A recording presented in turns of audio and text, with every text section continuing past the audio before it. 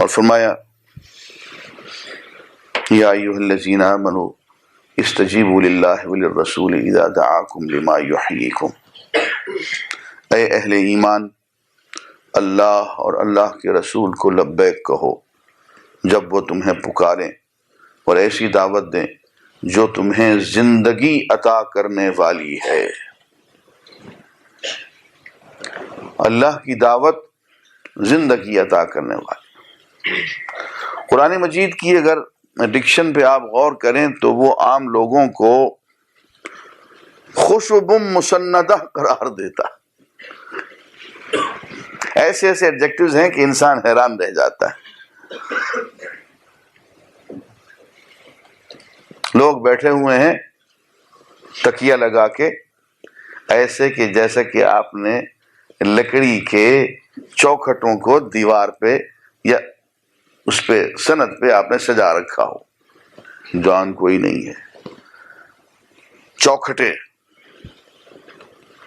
چلتی پھرتی لاشیں۔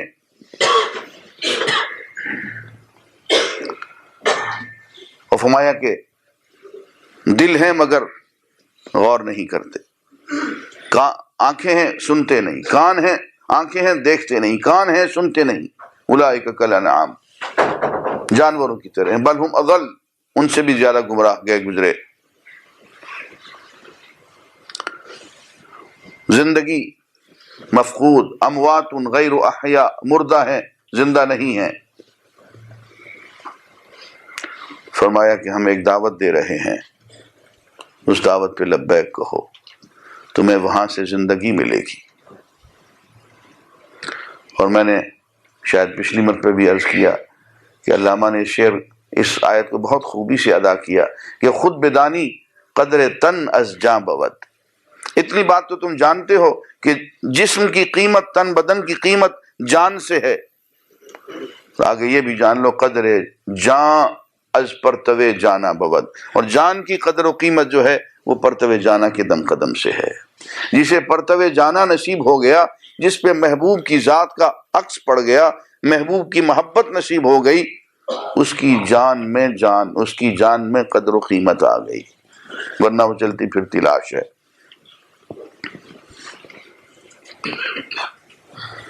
جگر نے کہا کہ آ کے نہ جانے تجھ بن کب سے، روح ہے لاشا جسم ہے مدفن۔ اگر اس دعوت پہ ہم لبیک نہ کہیں تو ہماری روح لاش بن جاتی ہے، جسم اس کی قبر بن جاتی ہے۔ اور جگر کا ہی دوسرا شعر ہے، مجھے بہت پسند ہے، کہتے ہیں کہ میرا کمال شعر بس اتنا ہے اے جگر، وہ مجھ پہ چھا گئے میں زمانے پہ چھا گیا۔ اور علامہ کہتے ہیں کہ شب پیش خدا بگری استمزار، مسلمانہ چرا خارند و زارند، ندا آمد نمی دانی کے این قوم، دلے دارند و محبوب نہ دارند۔ کہتے ہیں رات میں اللہ کے حضور بہت رویا، گری استمزار، زار و قطار رویا، اور میں ایک چیز پوچھتا رہا اللہ تعالیٰ سے، یہ مسلمان جو ہیں یہ کیوں خار و زار ہو گئے ہیں، زار و زبوں ہو گئے ہیں؟ تو کہتے ہیں ندا آمد، یہ آواز آئی، نمی دانی، تمہیں پتہ نہیں ہے کہ یہ قوم جو ہے مسلمانوں کی دلے دارند و محبوب نہ دارند، دل تو رکھتے ہیں، محبت کا دعویٰ تو رکھتے ہیں، لیکن محبوب سے صحیح تعلق نہیں رکھتے ہیں۔ عزیزان گرامی، یہ پرتوے جانا جو ہے یہ محبوب سے تعلق کا نام ہے۔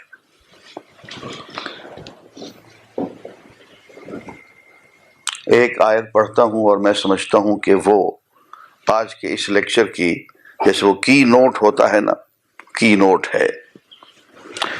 فرماتے ہیں یا ایھا الذین آمنوا، اے اہل ایمان، من یرتد منکم عن دینہ، تم میں سے جو شخص اللہ کے دین سے مرتد ہوتا ہے، پھرتا ہے، روگردانی کرتا ہے، تو اللہ کو پرواہ نہیں۔ فسوف یأتی اللہ بقوم، اللہ تعالیٰ ان قریب تمہاری جگہ اور قوم لے آئیں گے.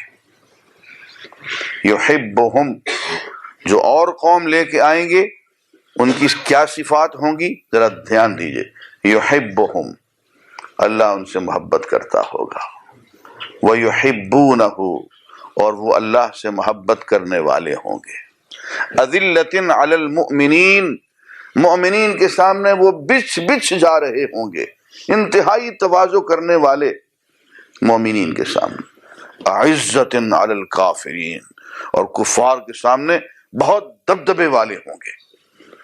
یجاہدون فی سبیل اللہ، اللہ کے راستے میں جہاد کرنے والے ہوں گے. ولا یخافون لومۃ لائم، اور کسی ملامت گر کی ملامت کی پرواہ بھی نہیں کریں گے. یہ 6 صفات بیان کر دی. بات یہ ہے کہ دین کی اصل روح جو ہے وہ حب الہی ہے، اس لیے کہ لوٹنا اسی کی طرف ہے، مقصد وہی ہے، منزل وہی ہے، ہدف محبوب حقیقی وہی ہے. یہ جو سارا تربیتی کورس ہے، نماز، زکوٰۃ، روزہ اور حج کا، یہ سارا اسی کی طرف لے کے جاتا ہے. فرمایا والذین آمنوا اشد حبا للہ، وہ لوگ جو ایمان لے آتے ہیں ان کی شدید ترین محبت اللہ سے ہوتی ہے.